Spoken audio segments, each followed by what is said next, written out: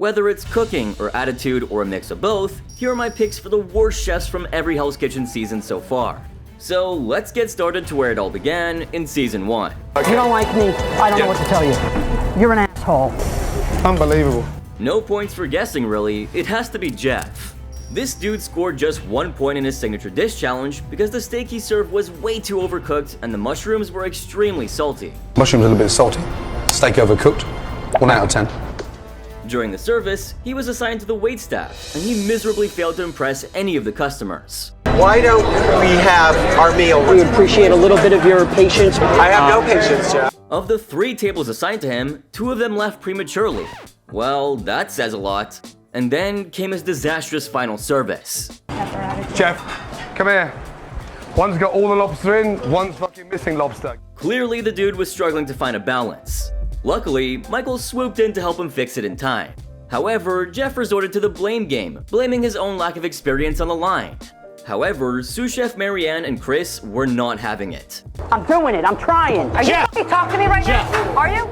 Things got so heated that Ramsay had to step in and calm everyone down. I've never been on a line before. Right, I'm okay. doing the best Stop I shouting. can. Stop shouting. Sometime later, when Chef Ramsay wanted the lamb in 4 minutes, Jeff asked for 5. This earned him a good scolding, with Chef Ramsay accusing him of not following orders and letting Michael run the show. The longer you're here, the worse you're getting. Chef, this is my first time on a line. Do you want to argue? Despite that little hiccup, Jeff remained defiant, and this rubbed Ramsay the wrong way. The famous chef pulled him aside and gave him a serious talking to about his attitude. Nothing has come out of that kitchen right yet, you know that. And we struggled and we struggled and we struggled. Well, your fucking timing, you jumped up and fucker, has just stuffed the dining room. But instead of just soaking up the criticism, Jeff got all worked up, declaring that he wasn't a quitter. This somehow triggered the famous chef even further, and the rest, as you know, is history. Hey, you're not a fucking cook either. You're an asshole. What was that? I want you to say it louder. I want you to say it louder, Jeff. Word is on the street that he had a run-in with Ramsay off camera in the parking lot. Yup, he confronted him and sometime later walked out with a sprained ankle. What do you think went down there?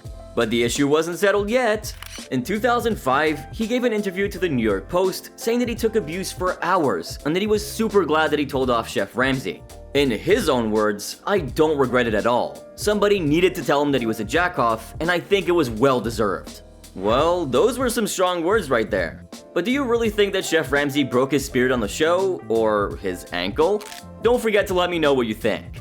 Anyway, after his exit, Jeff ventured into used car sales for a bit because, of course he did, before transitioning to work as an insurance agent. And apparently, he's done a good job at both. Well, what can I say? Good for him, I guess. Maybe just stay out of the kitchen though. Now, moving on to season 2. Polly, stop what you're doing. You're now the kitchen donkey. Heather, get on. The fucking appetizers. Yes. Meet Polly, but I'm sure you're already acquainted, right? Her signature dish was undone focaccia bread, and I can't overstate how much it shocked Chef Ramsay. Fuck me. Whose is this? It's mine. And then, in her first and only service, right from the very beginning, she needed help from Rachel, Maribel, and even sous chef Marianne at every turn. Unfortunately, her first risotto was a disaster. Overcooked, stuck to the plate, and missing key ingredients. This is with a team. Are you happy to send that? No, sir, I'm not. Chef Ramsay was baffled how she could produce such a subpar dish, even with help. I mean, if you're on Hell's Kitchen, you should know how to make a risotto with your eyes closed. And yet, her second refire was bland to boot, and over the next 4+ attempts, she still couldn't make it happen. Fucking 0. Yes, Chef. Chef Ramsay had the perfect nickname for her. Stop what you're doing. You're now the kitchen donkey. It's interesting how we often discuss how the editing on the show tends to exaggerate the mistakes the chefs make. However, in Polly's case, if you've seen the uncut episode, it seems like they may have actually toned down how badly she did. I mean, Polly seemed to single-handedly sabotage the team at least 8 times that service alone. Showing in the kitchen. Throw that away? Yes. And let's give some credit to Marianne, who was really taking some heat from Chef Ramsay on Polly's behalf. Following her short stint on the show, Polly went back to her roots as a caterer, and even dabbled in food blogging for a while. She appeared in various magazines and interviews, and these days, she's the proud owner of her own catering company called Rolling with the Food Snob. Do they have risotto on the menu? Cause I sure hope not. Anyway, heading over to Season 3. In the Signature Dish Challenge, Vinny kicked things off by presenting his chorizo-crested pink snapper to Chef Ramsay. However, Ramsay had to dig deep in order to find the snapper hidden within the depths of the plate and found the dish to be excessively spicy to top it all off. Do you think you could really seriously eat all that without burning your mouth? Despite the famous chef's disappointment, Vinny challenged his judgment. What a disappointment. I don't think so. Now you want to argue. Yeah, he was one of those guys. However, Vinny was on a downward trajectory and wasn't gonna slow down for anybody, least of all Chef Ramsay. For the dinner service, he was on appetizer duty, and his spaghetti turned out to be severely overcooked. Your pasta is like glue, it's paste. I think calling it paste would be a massive understatement. Later, when he needed vegetable stock for his risotto, Rock informed him that they had run out. Vinny then attempted to compensate by using water instead. Why? Vegetables are mostly water after all. Stop it! Look at me now, okay? Get off the section. I'm honestly getting the feeling that Vinny's never tasted a vegetable in his entire life. Consequently, Vinny was reassigned to dishwashing for the remainder of the service, since that was apparently more his speed. But things only got worse from then on. In the next service, he was trying to mislead Chef Ramsay while preparing the Dover Sole Special. You can't trust your own eyes, Chef Ramsay. Is that burned, yes or no? No, chef. It's got a real good golden brown on it. It's obviously just browned super well. Sarcasm aside, Ramsay insisted on inspecting it closely at the pass. No points for guessing the final judgment. One nicely cooked there, yeah, and one that is cooked to Yes, chef. Sometime later, when he was on the meat station, he prepared his Wellingtons. However, he informed the famous chef that he needed an additional 15 minutes as he had overcooked the initial 4. Vinny was the only one holding the team down, and Chef Ramsay wasn't happy about that. Chef Vinny. Yes, chef. Look at me. Can you trim it properly? Yes, chef. Yeah. Despite failing to communicate promptly with Chef Ramsay, Vinny eventually brought up his order of Wellingtons. However, sous chef Scott disclosed to Chef Ramsay that Vinny had hastily grilled them in the oven, and it'd be lucky if they were even rare by that point. The famous chef, after inspecting the Wellingtons, had some choice words for our man here. Look, raw pastry, trim off the bottom. That's the shit you don't send to the customers. It's still left on. Despite Vinny's attempt to send up another Wellington, it still had raw pastry due to his failure to trim them properly.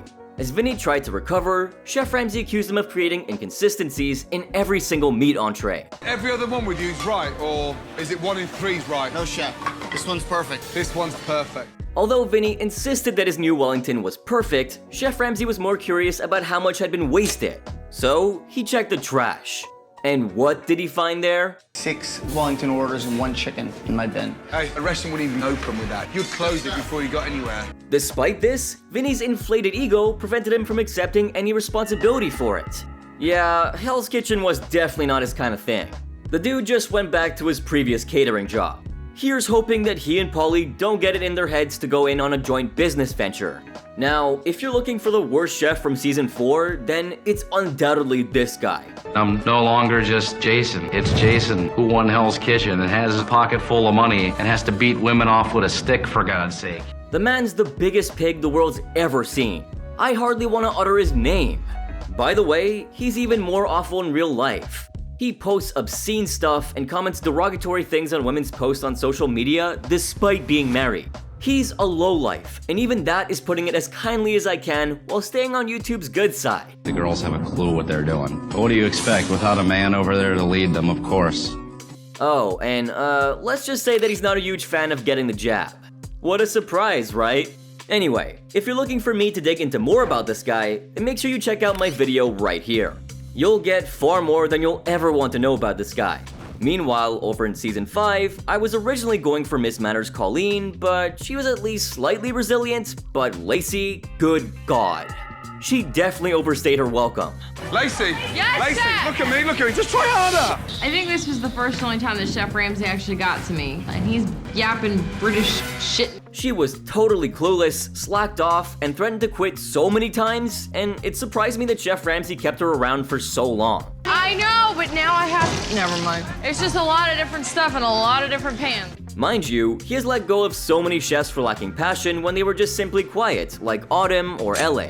But Lacey, somehow, managed to send better chefs home. The fucking bone's thicker than the meat! Why is that? I don't know, Chef! It's not good enough! Yeah, that's enough on her. Now for season 6, I'm going with this one. Bitch. Fuck all y'all. You heard it? Watch the step. Joseph I Ain't No Bitch Tonelli. Need I say more? Actually, I do, and I discussed him and some super insightful theories regarding his random outbursts in this video right here. So don't forget to check that out. You wouldn't believe where he is now, so make sure you don't sleep on it. But I feel like this chef right here could give him a run for his money as far as season 6 stinkers go. Look! Look! Look! What the fuck is that? Louis! Yes, sir. Fuck off back there! What do you think? Anyway, now off to season 7. I've requested a medium. Feels medium rare to me, chef. You're miles off. You see, Scott played a massive part in getting Mikey kicked out during the first service by having him bring up raw halibut. Come here! Raw fucking halibut. Shit! In the second challenge, he almost caused the blue team to lose by ruining Salvatore's eggs. Then, in the dinner service, he messed up the potatoes and attempted to interfere with the other stations, leading Benjamin to tell him to back off. Hold on. Let me do this for now. Just please let me do this for now, right? How many I do don't you want to have get yelled at for somebody else's mistake. His streak of failures continued when he served up a raw burger during the same dinner service. And then, in the fourth service, he sealed the blue team's defeat by serving raw steak and Wellingtons. There's a big fucking difference between rare and raw. What are you doing, Scott? I guess this guy just really loved blue beef, huh? Scott was then switched to the red team, where he proceeded to disrupt everything they attempted.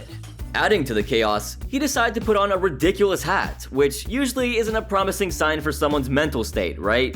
He further dashed any hope the red team had of winning a challenge by persuading Nilka to serve blood sausage with prunes. I've never cooked with blood sausage. Fran never cooked with blood sausage. Later, he concocted a sweet potato soup with Maria garnished with ham hock, when ham hock was supposed to be the main ingredient. I'll take control of the soup completely. At this point, I started to suspect that he was planted there to test the chef's patience. Adding to the debacle, he carelessly left an oven door wide open, a move that could have led to a serious injury. But the pinnacle of his failures came during his worst service yet. Amidst the chaos, he completely forgot the orders and shifted the blame to his team. He served up raw Wellingtons, charred chicken and beef, and even omitted the gratin from the beef dish. I can't take it. It's not even pink. It's not even cooked. Just put it down. In a baffling twist, he admitted that he knew the Wellingtons were undercooked, but somehow deemed them acceptable. Anyway, for season 8, it has to be Melissa. Sorry, not Raj, he's at least iconic, unlike Melissa. Anyway, could you believe Melissa's nerve? Do you want to go home? Why don't you make my life easier and just fuck off home? 6 episodes worth of botched services and challenges, yet she consistently threw Sabrina onto the bus for elimination. It's honestly ridiculous how much food she wasted during the services, and yet somehow wasn't ejected. The chef. What is that? For season 9, I'd have to go with a contestant who got nominated by Chef Ramsay himself, none other than Chino. 3 individuals deserving to step forward this evening. Wait for it. Chino, 3 of you, step forward, please. In the very first service, Chino forgot a ticket and ended up burning a miso cod, which got him booted out to the VIP table. Get out my side. Sit down. In the second one, he managed to burn the risotto not once, but twice. Chef Ramsay had to send out an incomplete order because of it. While he eventually got his act together on the third try, those blunders were serious enough to land him a nomination. And it wasn't just about his cooking. As an assistant maître d'œuvre, Chino handed in an illegible ticket and forgot to ask for the sides. Luckily, the blue team won the service and he narrowly escaped the consequences. However, in the fourth service, things went from bad to worse. He refused to accept help from Natalie on the meat station, which eventually led to him sending out raw Wellingtons. Chewed up to fuck. And that's raw. Yep, there's pink. His second attempt didn't fare much better, as he sent out more raw Wellingtons and even raw lamb, resulting in the blue team getting the boots and ultimately his own elimination. But the worst part about the guy? His treatment of Natalie was so incredibly rude. Okay, now season 10 gave us one of the best chefs the world has ever seen. The quality of food that we put out is phenomenal. But guess who was the worst? Mr. Executive Chef Tavon. Where do I even begin here? Well, to be completely honest, he was the perfect example of someone exaggerating on their resume, landing the job, and then realizing they were in way over their head. We're in trouble. You sliced all them. We haven't even served one table. Although, to be fair, I'd also add in another contestant here, Big bitch. Ladies won, man. Why? Well, at least Yvonne didn't overstay his welcome. I also have a laundry list of complaints and justifications to prove that she is the grossest person to have ever entered the competition. Absolutely irredeemable. I made a video detailing where she's at now, and you guys left a ton of absolutely hilarious comments. Keep them coming, cause I keep coming back to them every single day. Yeah, me too, Tom W. Me too. For season 11, I'd pick Jeremy any day. You ain't doing it good, Playboy. I'm not doing it good. You ain't doing it good. I'm 22, I got lead position. Watch when you step on you when I'm bigger. He was a walking disaster and a constant liability for an already weak blue team. I mean, the guy couldn't even remember what dish he made, let alone keep track of the tickets. And don't even get me started on his cooking skills. They were just plain awful. He even served up a sample plate at one point, which shows just how careless he was and had zero standards. Some disgusting pig brought me the sample scrambled eggs. That is honestly enough said about that guy. Rapid fire time. For season 12, I'm gonna bring up Nicole. Boring. You don't even know me. Her utter disregard for her team, her disrespect towards Chef Ramsay, and her evident lack of skill form the perfect recipe for an early exit from Hell's Kitchen. The scallops are hard, right? No. We're cooking their scallops. If you're gonna ask me about season 13, I'd go with JP. Raw lobster. That was my fault, Chef. JP! Yes, Chef.